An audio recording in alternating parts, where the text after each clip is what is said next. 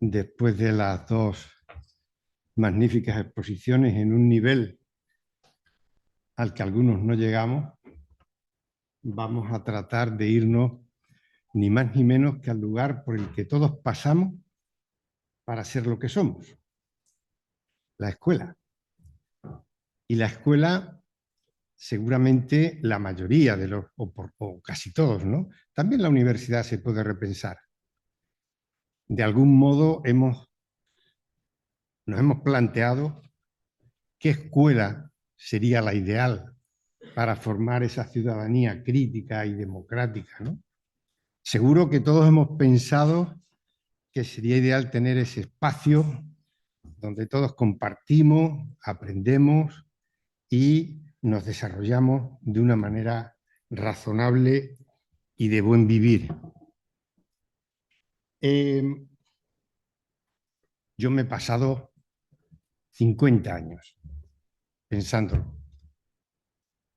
50 años pensando cómo yo entendía que debía ser la escuela. Es un atrevimiento, como dice mi amigo Juan Manuel Escudero en el prólogo, es un atrevimiento muy grande, porque la cuestión no es sencilla. Y todo lo que les voy a comentar simplemente está atravesado por tres ideas que son fundamentales. La primera es que debemos poner en el centro de toda nuestra actividad educativa a las personas. Lo demás son medios y no debemos confundir los medios con los fines. Y con frecuencia los fines se nos ponen por delante y nos hacen dudar y a veces incluso nos desvían la atención de lo que debe ser la escuela.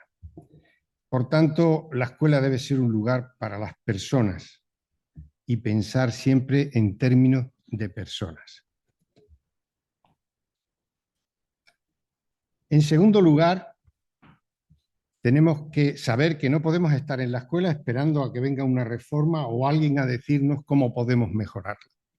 Solo se cambia la escuela con pequeños pasos, con procedimientos que somos capaces de establecer y de mantener en el tiempo. No hay otro camino para cambiar la escuela. Y de hecho siempre se ha hecho así, como decía Margaret Mead, ¿no? Un grupo de personas que piensa críticamente y que se propone algo. Y en tercer lugar, decirles que soñar la escuela que necesitamos no es un acto de romanticismo puramente. Realmente lo que necesitamos es hacerlo porque es un acto profundamente ético, político, como no, y de responsabilidad profesional y humana. Con mucha frecuencia, desde distintos ámbitos, los medios de comunicación, todo el mundo sabe de escuela, todo el mundo expone y todo el mundo nos dice lo que tenemos que hacer sin saber muy bien y sin tener los elementos suficientes. Y la escuela que yo sueño, que yo he soñado, se basa en 10 principios, 10 claves, llámenlo como quieran, en las que yo entiendo que deben estar presentes y en la medida en que lo están más, tenemos mejor escuela. La primera clave es esa escuela como espacio para el cuidado. La ética del cuidado debe ser el principio rector de toda escuela. Cuando yo me preocupo por las otras personas y cada uno nos preocupamos por los demás, creamos un clima de convivencia realmente excelente. Nodin, en su ética del cuidado, desarrolla de manera clara todos estos aspectos que, como decía Pérez, aquí venimos solo a poner casi alguna cosita para que luego cada uno tome lo que le pueda ser de interés. Si aplicamos esa ética del cuidado, hacemos una prevención de conflictos. Y me van a permitir que me pare un segundito a comentarle algunos datos. Si Ignacio empezaba con algo muy fuerte, yo le voy a poner un postre a ese plato que seguramente nos puede hacer pensar. Es un estudio sobre problemas psicológicos de la infancia y la adolescencia. Estoy justificando la necesidad de la clave, que dice del año 24 de la Universidad Miguel Hernández, del Observatorio de la Salud Mental Infanto-Juvenil. Digo, cuando hablo de esto, digo que se agarren a los asientos, porque realmente hay datos de una crisis silenciosa que solo vemos cuando suceden y salen en los medios de comunicación. El 50 es un estudio, más de 5.000 y pico de estudiantes, más de 5.600, entre 9 y 16 años, en 110 centros educativos de todo el Estado, de toda España. El 50% de los adolescentes han sentido que la vida no merece la pena. El 50%. El 51% contestan afirmativamente a la pregunta si han deseado alguna vez estar muertos. Más las chicas que los chicos, para no entrar en detalle. En conjunto, el 55% de niños y adolescentes han pensado en alguna ocasión en quitarse la vida. El 32% de los participantes manifiesta haber considerado realmente quitarse la vida y el 18% lo ha intentado. Es un estudio de una universidad que yo le doy, en principio, la categoría de veracidad, ¿no? Y dos datos más para no extendernos. La Organización Mundial de la Salud sostiene que el 50% de los trastornos mentales comienzan antes de los 14 años. Y el otro día Manuel Sanz Segarra, al que yo sigo como a otros muchos, decía que en Cataluña la principal causa de muerte entre los 15 y los 35 años es el suicidio. Dejémoslo ahí. Cuando han ido apareciendo algunas de estas cuestiones, yo digo, hombre, si ya estaba justificada la clave, ahora lo está muchísimo, muchísimo más. Por tanto, si tenemos ética del cuidado y la aplicamos, si hacemos prevención de problemas, si desarrollamos esas habilidades socioemocionales que son tan fundamentales para luego también entender las inteligencias artificiales y entender otro tipo de cuestiones, pero debemos poner por delante las personas. Y esos son medios, esa inteligencia artificial, esos recursos son medios, ¿para qué? Para conseguir que las personas podamos tener una mejor vida. Eso va a producir en su conjunto un bienestar y que va a tener una repercusión que la evidencia científica de la investigación nos ha dicho que en estas condiciones obtiene mejores resultados. Ayer recibía en una de estas estas alertas que tenemos todos en Internet, un informe de McKinsey en el que se acaba de publicar un paper en el que se aclara que aquellas instituciones que tienen un mejor clima y un mejor cuidado de las personas son infinitamente más rentables y que funcionan mucho mejor. La segunda clave de la escuela que yo entiendo que debemos tener no es menos importante. Tenemos que pasar de paradigma.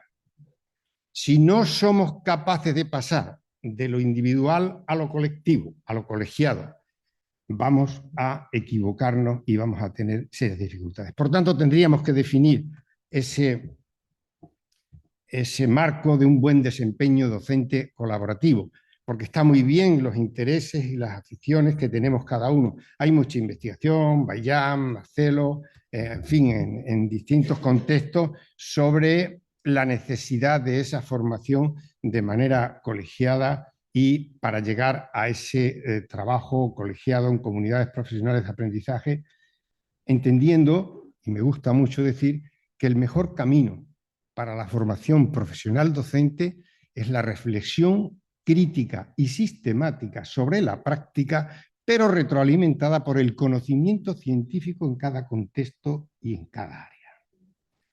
Y si nos salimos de ese camino, vamos a tener problemas. Por tanto, si esta escuela tiene todas estas cosas, qué bien nos iría. La clave 3, la escuela tiene que encontrar las soluciones desde dentro, con el apoyo, con el asesoramiento, con la formación, pero la formación aquella que dábamos, yo he dado muchos cursos de funcionarios en práctica y los criticaba desde dentro. Me valoraban muy mal los estudiantes porque casi siempre también por lo de orientación, solía hablar de atención a la diversidad. ¿Y qué les decía a los docentes de secundaria? Especialmente los de primaria lo aceptamos un poquito mejor. Tenemos más cintura. Pero los de secundaria, pues claro, me decían los directores de CPR, Pedro, que te valoran fatal tus ponencias. Digo, claro, es que yo voy a poner el dedo en el ojo, yo no voy a decirles las cosas que quieren oír, voy a decirles las cosas que tienen que hacer. Y como eso no se entiende, y aunque uno no crea que no educa en valores, está siempre educando en valores en función de sus respuestas, de sus actitudes y de sus comportamientos. Por tanto, hay que crear y desarrollar, mantener una visión compartida de la institución, pero lo tenemos que hacer entre todos, basada en la confianza, algo que no se indaga lo suficiente, y una colaboración efectiva, porque todo ello va a generar esa cultura de aprendizaje, va a fomentar la curiosidad y ese pensamiento crítico que necesitamos para la gestión del conocimiento, que es fundamental. Peter Senge nos recordaba aquello, ¿no?, de que las organizaciones que aprenden son aquellas que precisamente desarrollan la capacidad colectiva de aprender. La cuarta clave es ese liderazgo pedagógico distribuido, pero de verdad. Hay mucho liderazgo de boquilla, de que decimos, de que ponemos en los documentos, pero no se refleja en la práctica. Para que se refleje en la práctica tenemos que compartir la responsabilidad y todos los miembros de la comunidad educativa tenemos una cierta responsabilidad, alícuota de acuerdo a nuestro nivel de implicación, pero la necesitamos. Y naturalmente, si tenemos responsabilidad, tenemos que también colaborar en la toma de decisiones. Y si participamos en esa toma de decisiones, vamos a estar en mejores condiciones de hacer un desarrollo profesional docente que es imprescindible y desarrollar esa cultura permanente de aprendizaje. Imagínense la escuela que estamos conformando. La quinta clave es el currículum de la esperanza. Nuestro amigo Freire, y él diferencia la esperanza positiva de la esperanza pasiva. La esperanza positiva, la pasiva, es sentarnos y a esperar que suceda lo que queremos y creemos que tiene que suceder. Y la esperanza activa es del verbo esperanzar, no del verbo esperar, como es la pasiva, es del verbo esperanzar. Y esperanzar supone hacer todo lo que está en mi mano para que lo que quiero suceda. Porque si no hago todo lo que está en mi mano para que lo que quiero suceda, tendremos algunos problemas. Y en ese sentido, pues lógicamente, ahora que todo parece en muchos medios de comunicación, en conversaciones sociales, de que todo está perdido, pues señores, pongámonos a trabajar. Decía, creo que era Freinet, que no podemos ilusionar a nuestros estudiantes si estamos sentados a la orilla del camino desesperanzados y frustrados sin ninguna esperanza. Enseñamos mucho más lo que somos que lo que decimos, y tenemos esa necesidad de desarrollar esas habilidades de resiliencia, de creatividad, de colaboración, etc. La sexta clave no es ni más ni menos que toda la evaluación. Y aquí me van a permitir, tanto del alumno, del centro, del profesorado, ¿no? En evaluación formativa yo creo que tenemos muchas personas que saben mucho. Yo tengo algunos referentes, como seguramente tenemos todos. Para mí creo que la persona que ha trabajado en más profundidad desde los años 90, ya con los experimentos de la aplicación de la LOS en el año 92, 93, Neusa Martí, Jaume Jorba, ya hicieron trabajos realmente maravillosos. La evaluación auténtica está Wiggin, que nos ha explicado muy bien cómo lo que aprendemos tiene que tener un sentido, y en la medida que tiene sentido lo aprendemos mejor. La retroalimentación formativa de los procesos educativos en todos sus aspectos para un aprendizaje profundo, no superficial, que es el que nos da la IA en muchos casos. Cuando yo tomo de la IA aquello que ella me ha dado y yo lo aplico sin más reflexión, estoy haciendo un aprendizaje superficial que no me va a durar nada. La investigación está demostrando que cuando leemos en papel y subrayamos y escribimos, nuestro aprendizaje es mucho más profundo que cuando miro la pantalla. Porque la pantalla sí me satisface en el momento, pero me impide reflexionar y profundizar. Tenemos que evaluar sin calificar. Hay un experimento, lo tienen publicado Neu Sant Martí con Rull, otro profesor de Cataluña, y lo han hecho en bachillerato, que ni más ni menos está la selectividad, y lo han hecho y ha dado un resultado fantástico. Y es evaluar como herramienta de aprendizaje y, naturalmente, sin calificar, aunque en su momento eso también haya que hacerlo. Por tanto, entendamos que la evaluación lo cambia todo. Cuando somos capaces de entender lo que es la evaluación y no confundirlo con calificación como hacemos normalmente y sistemáticamente todos, porque con mucha frecuencia lo confundimos, pues entonces estamos perdidos. Porque ¿a quién le produce una emoción positiva cuando le hablen que te voy a evaluar? A nadie. Salimos todos corriendo porque hemos asociado evaluación con calificación y con decirnos lo que hay. Bueno, en otra ocasión quizás habrá más tiempo. Si se diera la circunstancia de poder profundizar, tengo que avanzar porque ya le veo a Per en disposición. Entonces, entendamos que la evaluación formativa y auténtica como base del aprender a aprender de todos. La séptima es una escuela abierta a redes y con integración de las tecnologías, incluida la IA. Yo también estoy en contra de las prohibiciones. La prohibición es un fracaso de todo lo demás, ¿no? Por tanto, esa integración, pero pongo un filtro, solo un elemento, un criterio, que todo lo que hagamos con esos medios sea para el bien común. Entonces, debemos plantearnos eso. La octava es el desarrollo de ciclos de aprendizaje experiencial para la innovación sostenible y la mejora continua de la escuela. Ahí lo tienen, tiene un link la propia presentación, saben que las presentaciones están en internet, tienen un link con un artículo donde se desarrolla precisamente ese ciclo que está basado en Devin, en David Cole y bueno, todos los grandes que han trabajado en ese campo. La 9, para no saltarla, la supervisión escolar. Cuando tú vas a la escuela, he estado supervisando 15 años, cuando vas a la escuela dispuesto a aprender primero lo que hay allí, lo que está pasando, después estás en condiciones de poder acompañar de manera transparente. Si tú vas a decir lo que hay que hacer allí sin haber escuchado, te estás estrellando. Por tanto, humildad y demás. La 10, la escuela para el bien común y los derechos humanos, la dignidad de las personas y la justicia social y ese logro de esa ciudadanía democrática.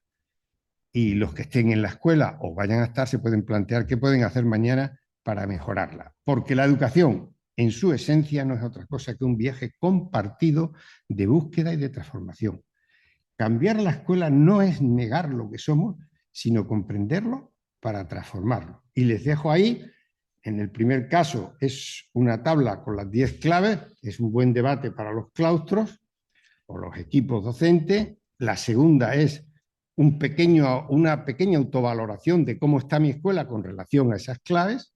Y el tercero es un índice resumido para que, aunque no se haya leído el libro, se tengan elementos suficientes para hacer ese trabajo. Y nada más, muchas gracias. Muchas gracias.